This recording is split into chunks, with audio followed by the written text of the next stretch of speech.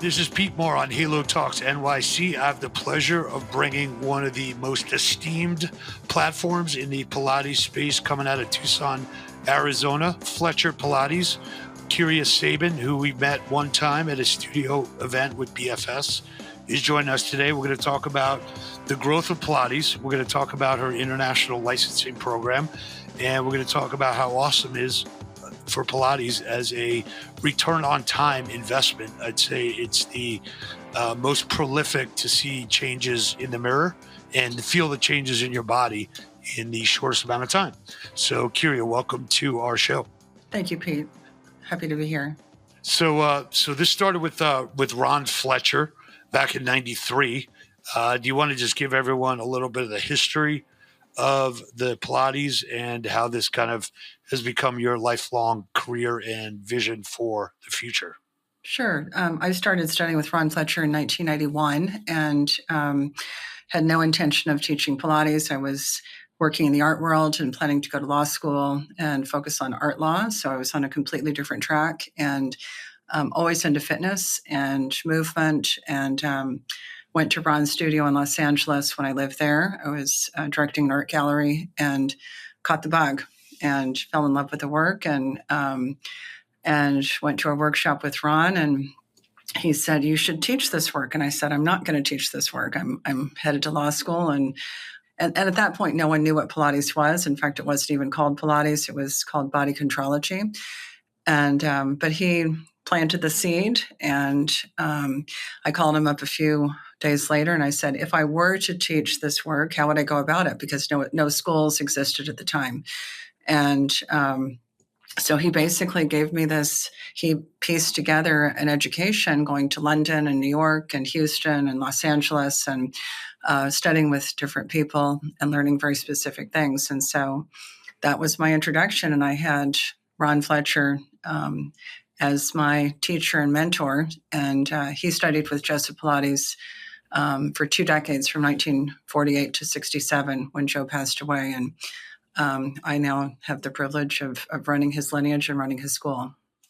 And you started out as a Duke grad, then became a certified massage therapist. So as you were going through these machinations in your mind about, where is this going? And a lot of people thought, Pilates, they didn't really understand what that was. What kind of put you over the edge? Was it kind of the ability to be taught, under that type of, master trainer that excited you?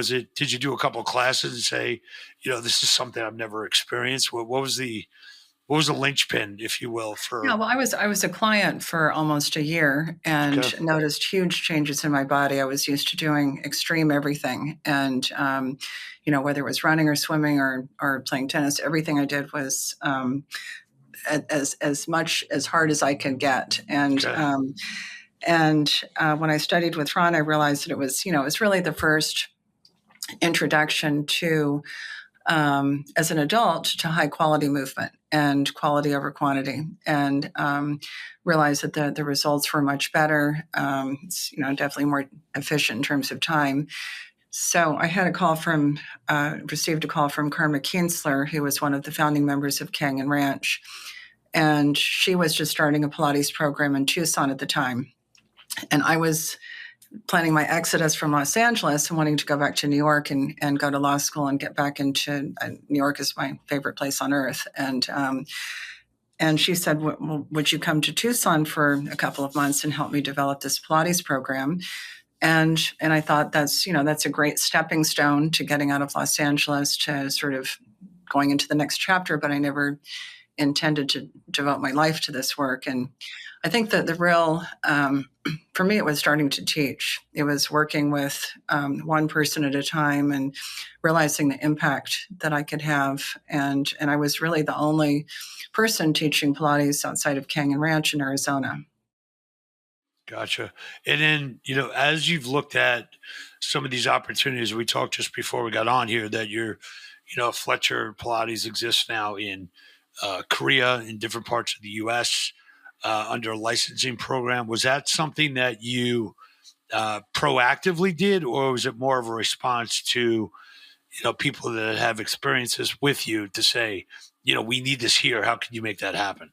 It was both organic and proactive. When I first opened a studio, I was just trying to find Pilates teachers to fill the need, and I realized that I really wanted to develop high level teachers, and so we started a school, and that was with Ron's blessing, but it wasn't really his lineage of the work.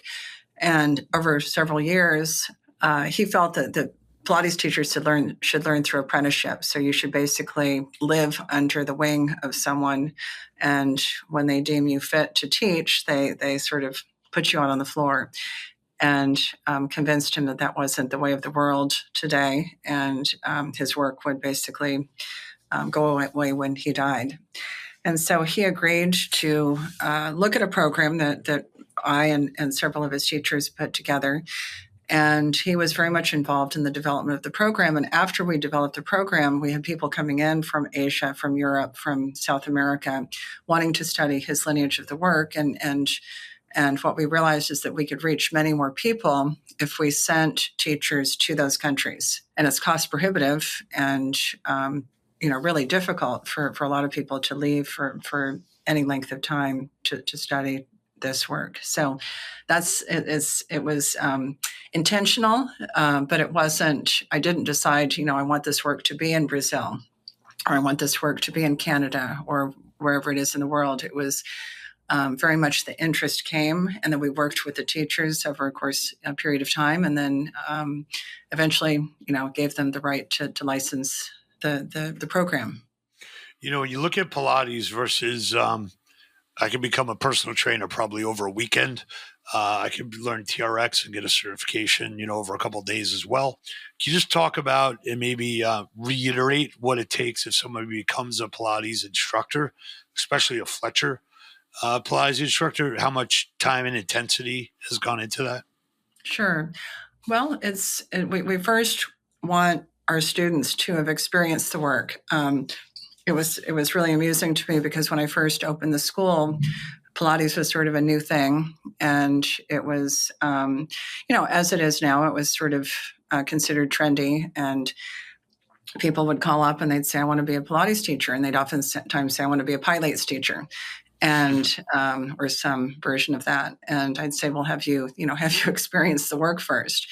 And oftentimes they hadn't. They wanted to go from just off the street to becoming a teacher. And so we insist that anyone who wants to go through our program experience the work for at least a year on a consistent basis, that they get the work in their bodies. And the first step to going through our program is the mat work program. So they complete the mat work program, which allows them to teach mat work in gyms and studios and parks. And the thing I love about that is that they start teaching before they commit to going through the comprehensive program.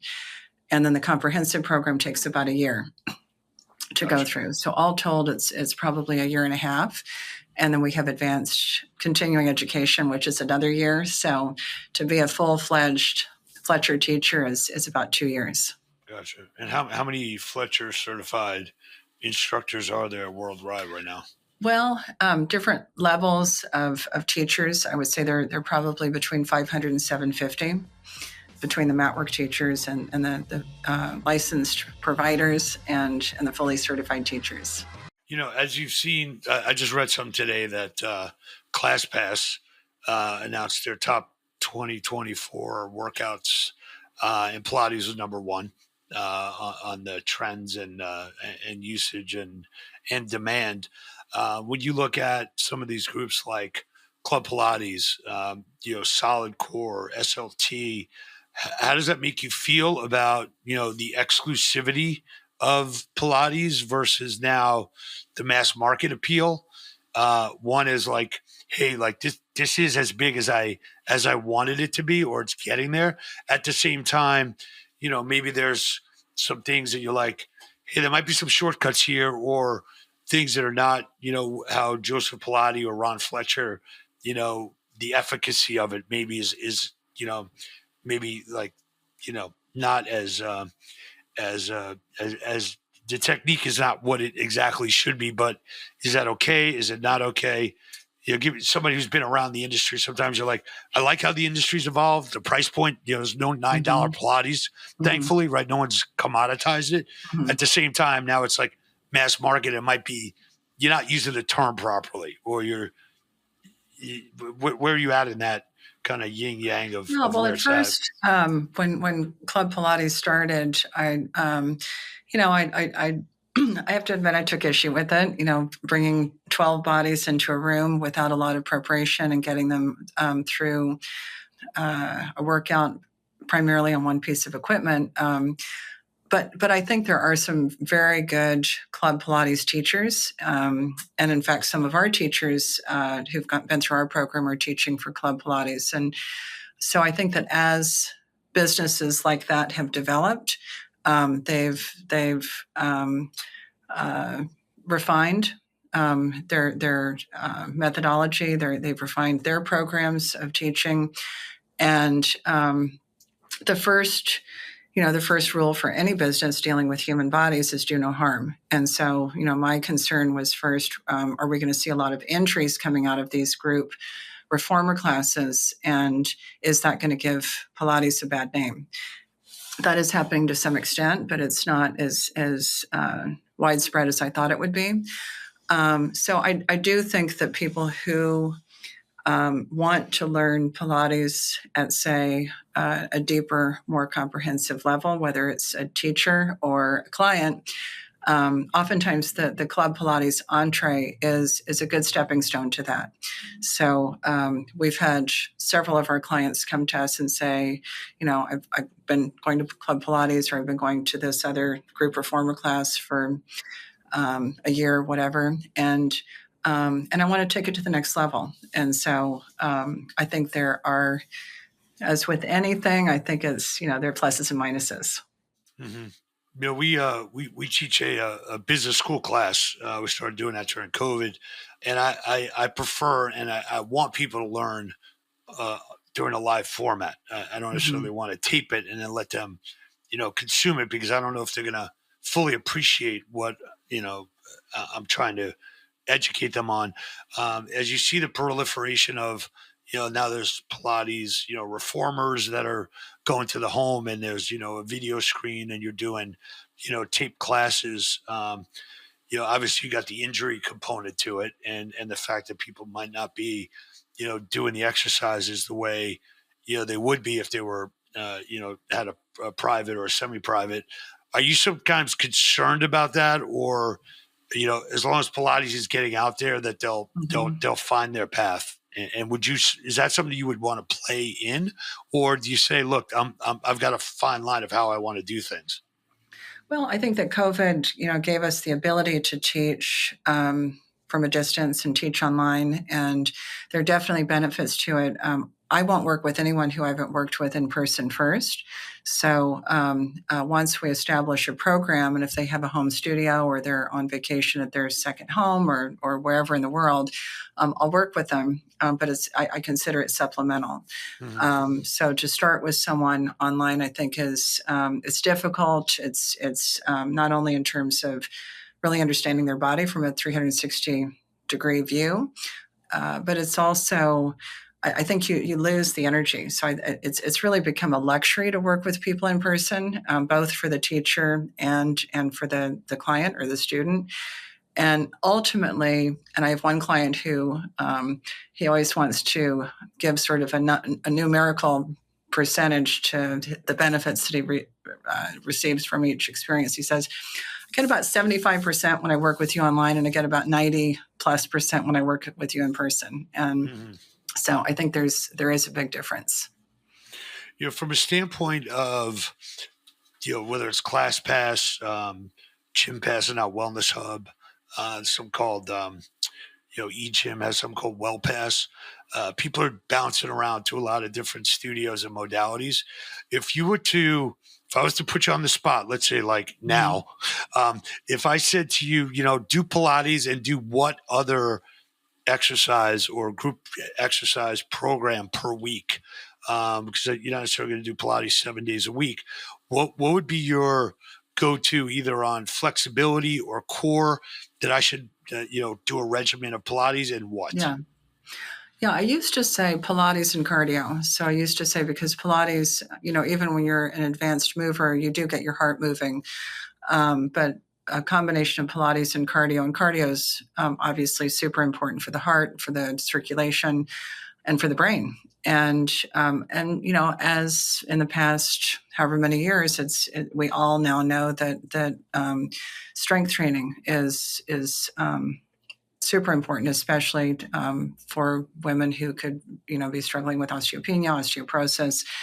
So it's I try to include as much strength work in the Pilates programs that I teach, and but it isn't enough, and there needs to be the progressive overload, it needs to ideally an ideal would be cardio 5 days a week, Pilates 2 to 3 days a week, and strength training 2 to 3 days a week. Got it. And the Pilates covers covers the flexibility and the balance work. Yeah, I've done several Pilates classes, and it's usually not the next day that I feel the muscles that have been used. It's usually the second day that I feel like I can't move as much, which is amazing. After I get through that and turn it into a practice, with the onset of all of the workout recovery, technologies that are out there, and we're involved with a company called Higher Dose, which does infrared saunas and electromagnetic fields. Are there certain things that you've prescribed to your clients or that you use that, feels like you get the best recovery or the best inflammation reduction, or, is it great? Yeah, I'm very, cognizant of scope of practice. And so I share things without, using the word prescribe or strongly suggest. I really love infrared saunas. I think that it's just, I've experienced infrared saunas on a regular basis. And I think way more than the cold therapy, it has a profound effect on my body. So that would be, and in terms of modalities, acupuncture to me is, if you can find a really good acupuncturist, it's holistic, much like Pilates is. And so, and massage therapy, deep tissue massage therapy. Mm-hmm. And then from a standpoint of, you kind of touched on this before, but if you're in a class and it's a semi-private or a group format, what do you think the right mix is, participants or instructors to members, where you feel like people are getting the right oversight? Yeah. So the way my studio works is everyone starts with private sessions, and we make them as affordable as we can. 3 private sessions, and then they can segue into semi-private sessions, and we work with 4 people at a time, so what we call a quartet, and sort of a play on words, CORETET. And then our group classes are no more than, say, 15 people. So we don't ever work with huge groups. I work with a larger group at the university. I teach the dancers at the University of Arizona, and am instructing them to become mat work teachers. And so that is a larger group. And when I go to conferences, I work with larger groups, but those are mainly teachers. And the last question I have here is, are there certain age groups that you've been pleasantly surprised that have embraced Pilates? I feel like, with my mom's age group, that this resonates with them.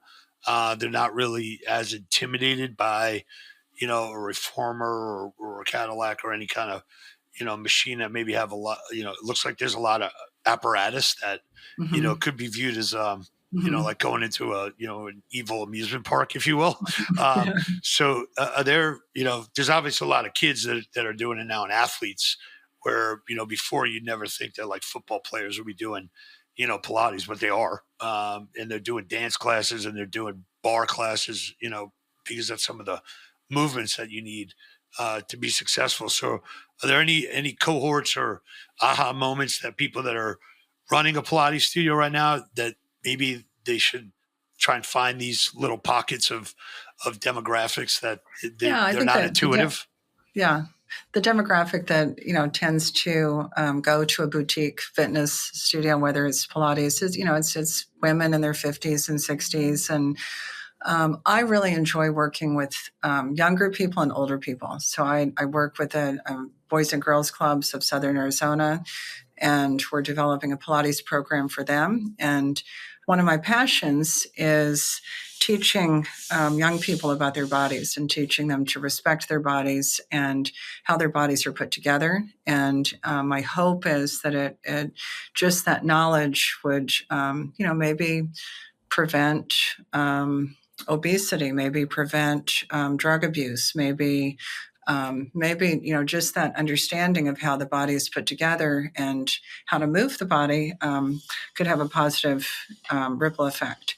And then I love working with older people. My father, who's 90, just turned 90, broke his hip. Congrats. And he reached out to me when we were on a family vacation over the summer, and he wanted me to develop a program for him. And I just, what I love is that people at any age can change their posture, can build strength, can improve their balance. And I think there's this idea that once you get to a certain age, it's just maintenance. And that's not so.